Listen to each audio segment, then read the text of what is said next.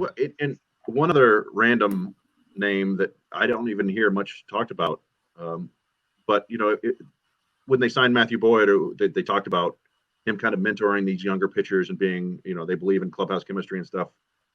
Andrew McCutchen is out there, and he is still a close to average hitter. He's not a great fielder anymore, but he's still fast, and by all accounts, he's always been a great dude, like a great team leader, former MVP.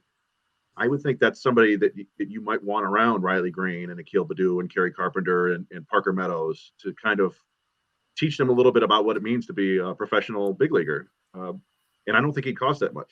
But it's a matter of does he want, in the twilight of his career, does he want to come do something like that, or would he rather be a bench bat on a contender?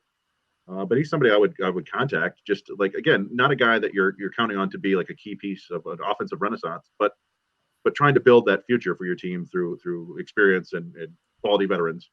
And you could even do a deal with him, like you would kind of under the table agree to cut him if some other team, if a contender wanted him.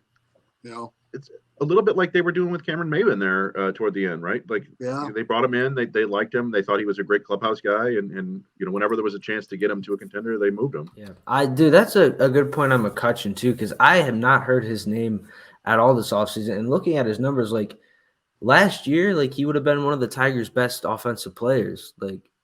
And I think he has value as a platoon and maybe even a guy you could trade.